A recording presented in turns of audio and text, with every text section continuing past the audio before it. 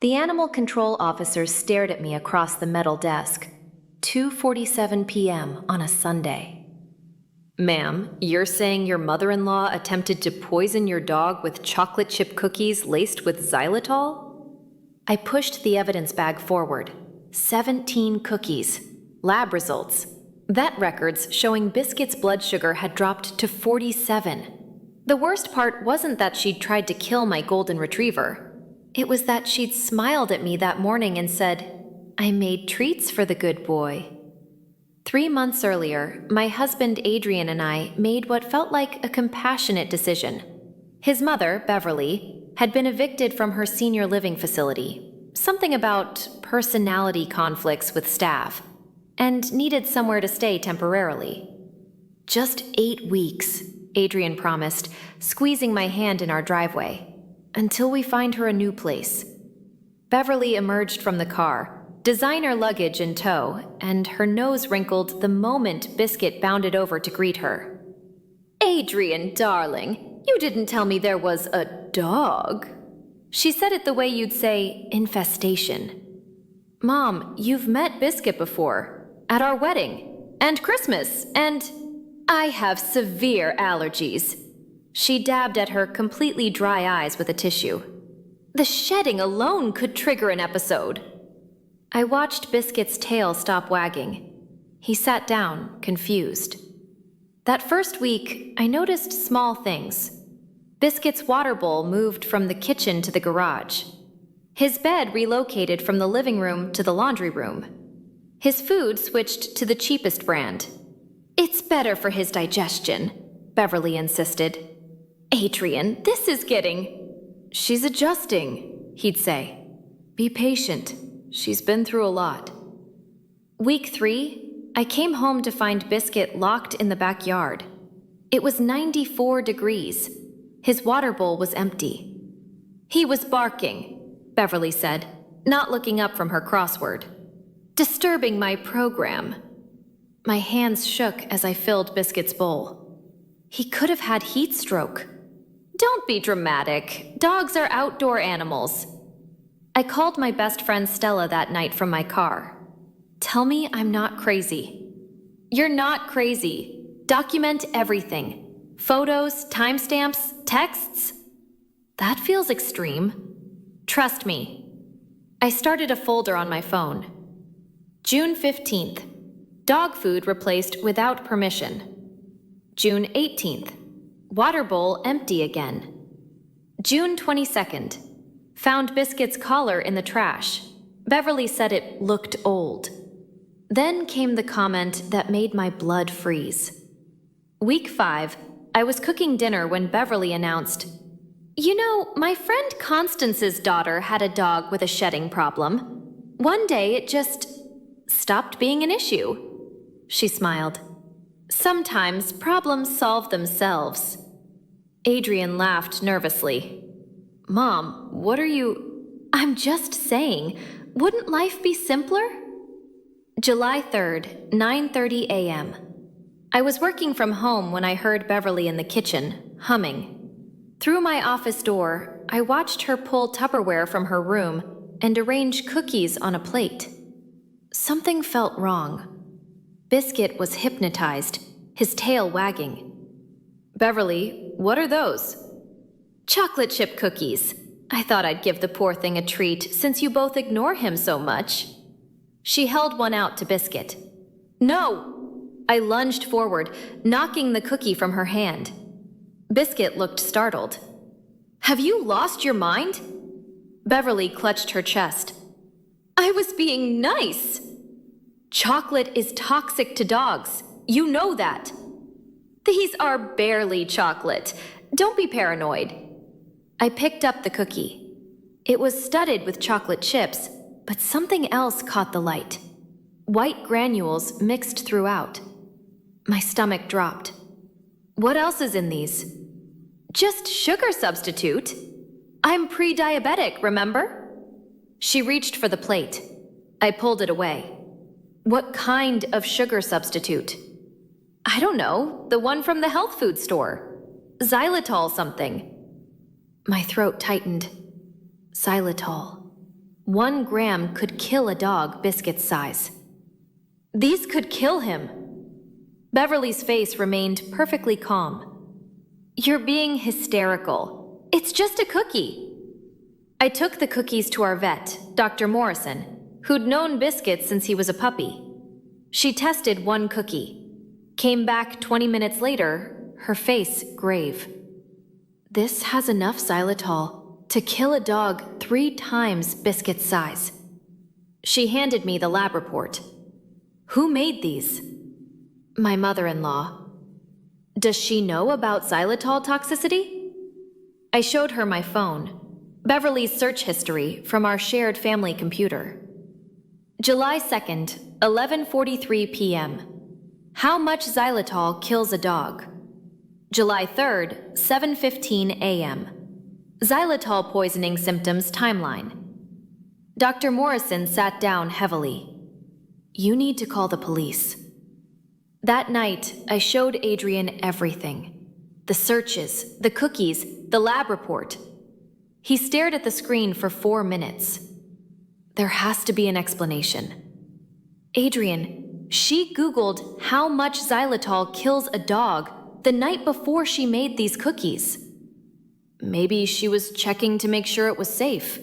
Safe? It's poison! She wouldn't. My mother wouldn't. I watched his face cycle through disbelief, denial, and something that looked like grief. His phone rang. Beverly, calling from her room. He answered the speaker. Adrian, sweetheart, your wife is being absolutely irrational. I tried to do something nice and she's treating me like a criminal. Mom, did you look up xylitol and dogs on the computer? Silence. Then, I may have. I wanted to make sure my cookies were safe for the household. The search was how much xylitol kills a dog. Well, I wanted to know what to avoid. You're both overreacting. The police took my statement that night. Officer Henderson, a woman in her 40s with a German Shepherd of her own, looked at the evidence with increasing concern. We can file a report for animal cruelty, attempted, but proving intent is difficult. She Googled it. She made the cookies. She tried to feed them to him. A good lawyer will say she was confused, that she thought she was being helpful. She leaned forward. But there's another angle. You said she was evicted from her previous facility? Yes, personality conflicts. Mind if I make some calls? 3 days later, Henderson returned with a manila folder. Your mother-in-law's been evicted from 3 senior living facilities in 2 years. She spread out the reports. Facility 1, Meadowbrook Senior Living, evicted after staff found rat poison in a neighbor's cat's food bowl. Beverly had complained about the cat for months. Facility 2, Sunset Gardens, evicted after accidentally leaving the gate open, allowing a resident's small dog to escape. The dog was found 2 miles away, nearly hit by a car. Facility 3, Golden Years Residence, evicted after multiple residents reported their pets becoming mysteriously ill. Nothing was proven, but management asked her to leave. She has a pattern, Henderson said. She targets animals belonging to people she has conflicts with. I felt the room tilt. She tried to kill my dog because she's mad we didn't give her the master bedroom. The animal control investigation moved quickly. Within a week, they documented 17 xylitol-laced cookies, browser history spanning 3 weeks of research, testimony from Dr. Morrison about toxicity levels, Beverly's history of 3 evictions involving pet incidents, security camera footage I'd installed after the water bowl incidents, showing Beverly deliberately leaving Biscuit in the heat. They also discovered something I'd missed. Beverly had contacted our homeowner's insurance, asking about coverage for dog attacks, 2 days before the cookie incident. She'd been building a narrative. The investigator, Rita Gonzalez, sat in our living room with a recorder running. Mrs. Beverly Whitmore, you're aware these cookies contained enough xylitol to kill the dog. Beverly, with her lawyer present, maintained composure. I had no idea. I'm an old woman. I don't understand chemistry. Rita slid the printout of searches across the table. You specifically Googled the lethal dose. I was confused. The internet is confusing. You've been evicted from 3 facilities involving pet incidents. Coincidence! I'm a victim of discrimination against the elderly. But Rita had one more card. We pulled your credit card records. You purchased Xylitol specifically, not a mixed sweetener, from a specialty baking store. The cashier remembers you asking, "This is the one that's dangerous for dogs, right?" Beverly's composure cracked. That little fool at the store has no idea what I asked. She wrote it in her log. Store policy after a previous customer accidentally poisoned their own dog. The hearing at Golden Years residence, the facility considering accepting Beverly, happened 2 weeks later. Present, the director, 2 board members, Rita from Animal Control, Officer Henderson, and representatives from Beverly's 3 previous facilities. The room smelled like coffee and carpet cleaner. Fluorescent lights hummed. Director Walsh, a woman with steel gray hair and reading glasses on a chain, reviewed the documents. Mrs. Whitmore, we received your application, but given some concerning information, we need clarity before proceeding. Beverly sat straight-backed, playing the dignified elder. I understand there's been a misunderstanding with my daughter-in-law. Let's start with Meadowbrook. Can you explain the rat poison incident? The staff there were incompetent. Someone left poison accessible. I was blamed because I'd complained about the noise from that cat.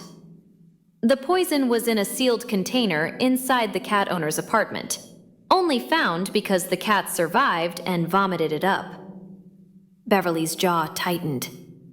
I had no access to that apartment. A woman spoke up. I recognized her from the folders. Facility Director Chen from Meadowbrook. Security footage showed you entering that apartment on maintenance day, when doors were propped open. You stayed 4 minutes. I was confused. All the doors looked the same. Rita stepped in. And at Sunset Gardens? The gate incident? An accident. I didn't realize. You propped it open with a rock, the Sunset Gardens representative interjected. Cameras showed you doing so deliberately, then returning to your room. The room was silent, except for breathing and the scratch of the court reporter's pen. Walsh folded her hands. And now we have this incident. Calculated research, purchasing a specific substance, and documented patterns. Mrs. Whitmore, help me understand. Why do you target animals? Beverly's mask finally slipped. Her voice turned sharp. Because they're filthy. They shed, they smell, they get hair everywhere. People obsess over them like they're children. They're animals. So you tried to kill your son's dog because of shedding? I tried to solve a problem everyone was too sentimental to address. The words hung in the air. Her own lawyer closed his eyes. Walsh looked at her board members, then back to Beverly. Mrs. Whitmore, not only are we denying your application, I'm forwarding this information to every senior living network in the state. You're a danger to the animals of other residents. Beverly stood, trembling with rage. You can't blackball me. I'll sue every single one of you for age discrimination. Officer Henderson spoke for the first time. And I'm recommending animal cruelty charges to the DA. Given the pattern, you're looking at fines, probation, and a ban on residing anywhere that allows pets. 6 months later, I'm in our backyard throwing a ball for Biscuit. He's gained back the weight he'd lost during those 8 weeks of stress. His tail never stops wagging. Adrian and I are in therapy, working through the reality that his mother chose hatred of a dog over her relationship with her son. She's living in a studio apartment across town, the only place that would take her with her record. She's banned from 4 counties worth of senior facilities. The DA offered a plea deal: 1 year probation, mandatory psychological evaluation, $5,000 fine split between animal rescue organizations, and a permanent ban from living in any residence that allows pets. She took it. Some family members think we were too harsh. She's old, she was confused, she didn't mean it. But I think about that cashier at the baking store, logging a warning. I think about the cat at Meadowbrook, surviving by luck. I think about the little dog at Sunset Gardens, nearly hit by a car. Biscuit drops the ball at my feet, panting happily, shedding golden hair all over my jeans. Good boy, I tell him, scratching behind his ears. Such a good boy. Adrian joins us, wrapping an arm around my waist. Mom's lawyer called. She wants to know if she can visit for Christmas. I watch Biscuit chase a butterfly, completely safe, completely loved. No, I say. Some problems don't solve themselves. Sometimes you have to protect what matters. He nods, and we don't talk about it again. The truth is, standing up to family, especially when everyone tells you to keep the peace, is lonely. But I learned that peace bought with a good dog's life isn't peace at all. It's just silence. And silence, I've learned, can be deadly.